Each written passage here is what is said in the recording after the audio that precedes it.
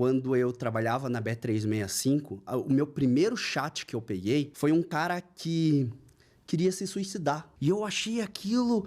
Poxa, caraca, isso acontece nas apostas esportivas? Até a gente, obviamente, se acostumar com esse ambiente de apostas esportivas, a gente vai lidando com esse assunto mais naturalmente, né? E a questão que o Brasil não está adotando muito e que precisa ser muito conversado é essa questão de jogo responsável. Muito além do imposto, quanto que vai ser destinado para a Seguridade Social, para educação, para esportes, precisa ser tratado em relação a vício de jogo. Quando você entra lá, um funcionário, a primeira coisa que os caras te ensinam é em relação a isso. Poxa, vai vir muita gente que são viciados, que vocês precisam identificar e coibir, e retirar eles do mercado. Por isso que, a cada vez que você vai no chat e fala alguma asneira em relação a vício de jogo, você é banido para sempre, permanentemente. Se você vai em chat do Brasil, aqui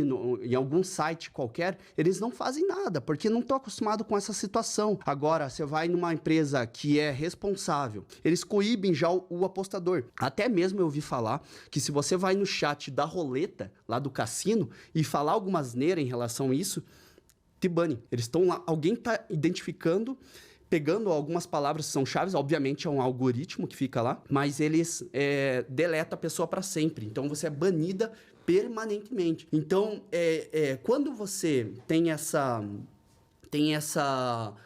identificação que você é um jogador viciado, você vai parar no chat, o cara vai conversar. Posteriormente, ele vai fazer uma ligação para você. São várias perguntas que fazem para identificar se você é um viciado ou não, tem um transtorno no jogo. Uma vez que é identificado, se você responde... São 7 perguntas. Se você responde sim para alguma delas, você é deletado do jogo. E aí você pode apostar, obviamente, em outras casas de apostas, mas isso já é um gatilho, um alerta para ficar de olho em relação a isso. Existe a possibilidade de o cara criar com um CPF diferente, porém, precisa da conscientização da própria pessoa, né? Entendi. Precisa de uma vontade pessoal pro cara parar. É igual o vício em cigarro, né? O cara só vai parar depois de ele se tratar. E é por isso mesmo que existem órgãos na Europa que precisam ser construídos aqui no Brasil pós-regulamentação, que são órgãos como, por exemplo, Gambling Commission, algumas outras como...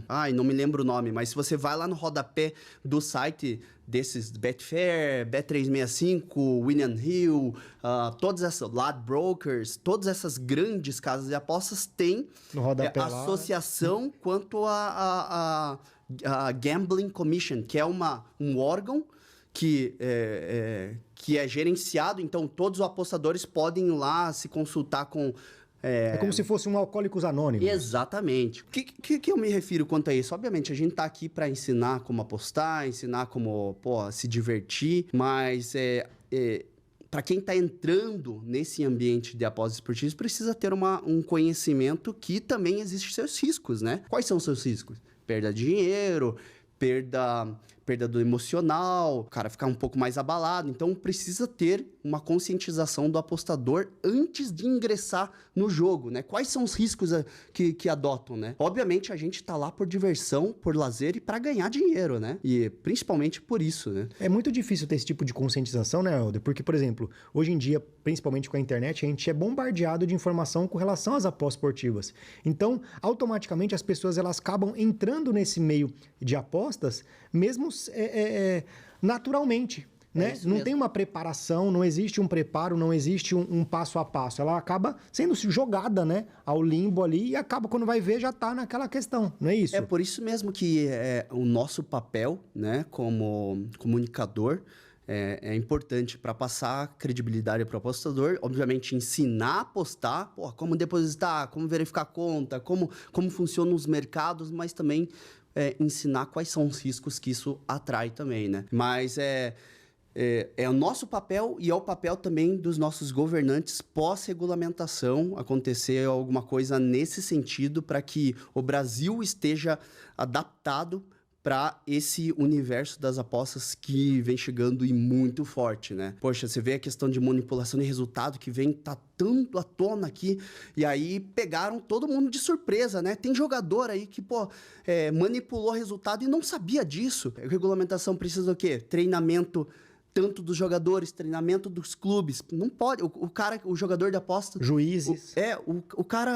Esse jogador, o cara manipulou as apostas e aí ele veio na notícia e falou: pô, eu não sabia que não podia fazer isso. Então, poxa, você vê a informação primeiramente muito importante, né? Por isso que é realmente o nosso papel como comunicador fazer isso aí. O cara tinha feito uma aposta lá na NBA de R$1.000 e aí acabou encerrando a aposta em R$188, né? Encerrou em 188 e aí ele foi dormir e apostou os R$188 em odds, em cotações aleatórias, mercados aleatórios. Acordou no dia seguinte com mais de R$300 mil na conta. Acredita nisso, que cara? Loucura, mano. É doideira, né? Isso aí... O cara veio louco atrás de mim, perguntando no Instagram que a Bet tinha bloqueado a conta dele. Ah, né? Bloqueou? Bloqueou.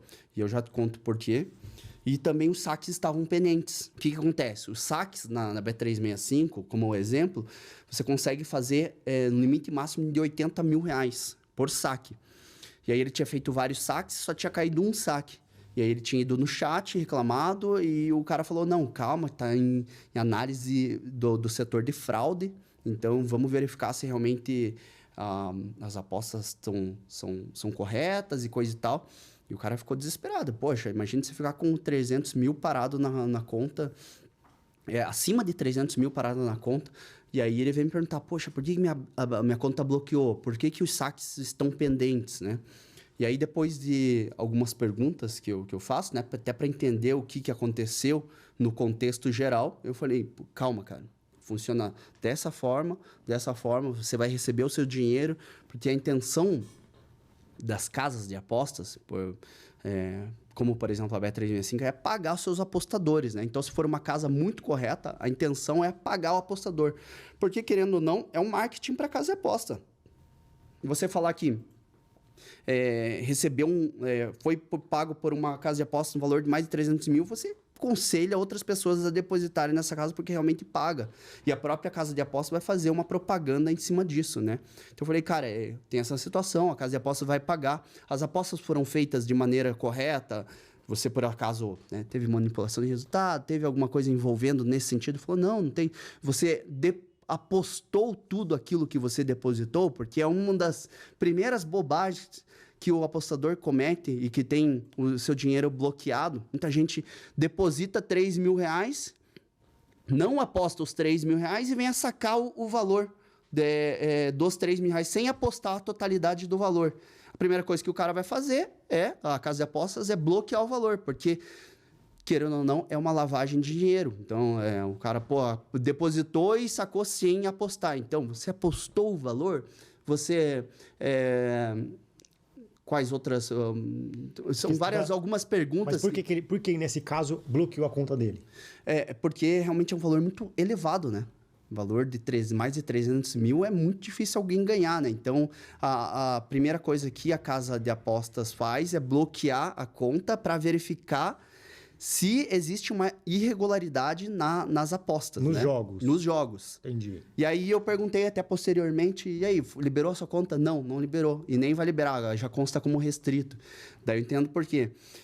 Porque existem dois tipos de bloqueio para grandes apostadores que ganham muito dinheiro. Tem o apostador que ele é limitado, a limitação de conta, que eu já expliquei isso aqui anteriormente, que é o cara que ele constantemente é vitorioso e a casa de apostas limita sua aposta. Até foi um shorts que você criou, alguma pessoa criou, que viralizou. Pô, da onde que acontece uma limitação de conta?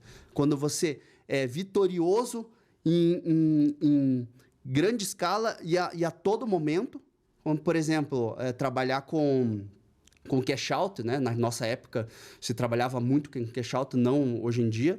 Ou se trabalhar com sure bet, para quem não sabe, aquela que você...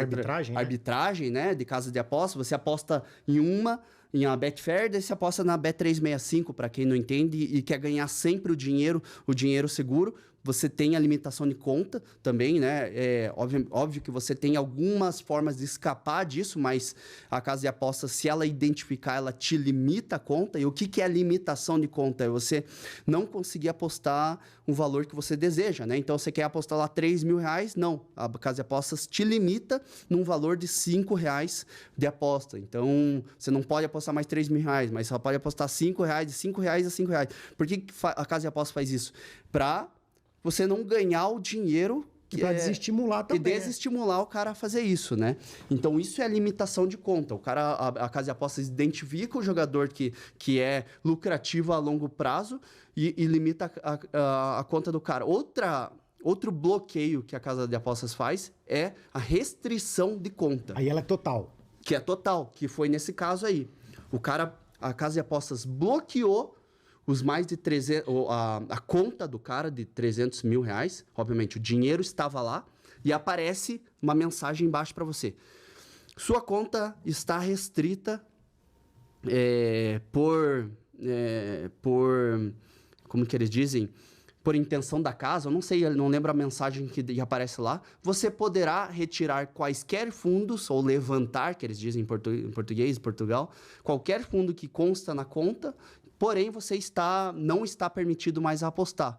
Poxa, daí você vai entender por quê. Porque o cara foi extremamente lucrativo na casa de aposta, e a casa de aposta não quer ele mais como apostador.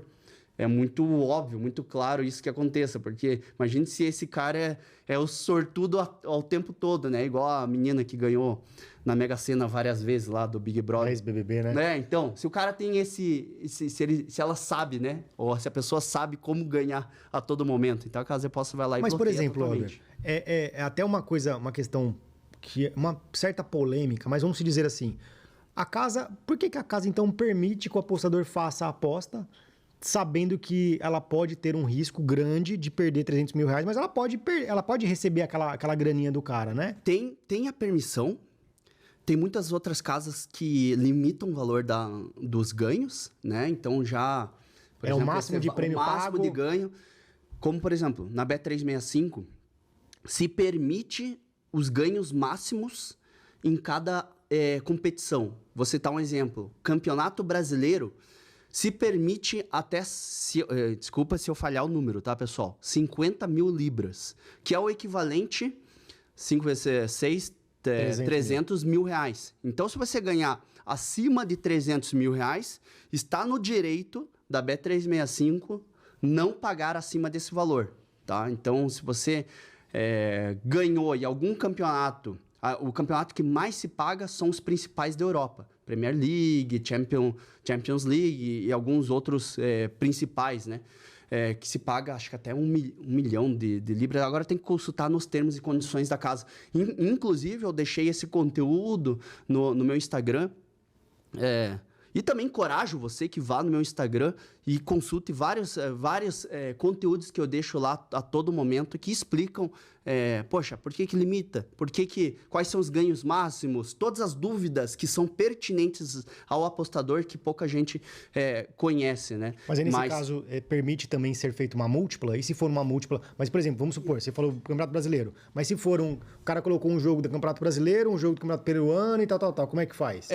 O ganho máximo permitido é de 300 mil reais. Então, se você tiver lá na Champions League, um jogo da Champions League, mais um jogo do Campeonato Brasileiro, vai contar o do menor valor, até 300 mil reais. Porém, tá? Antes que vocês me corrijam, existem também o que eles chamam de eles falam em inglês, gesture of goodwill. Então, que significa gesto de boa vontade. Que é concedido pela casa de apostas.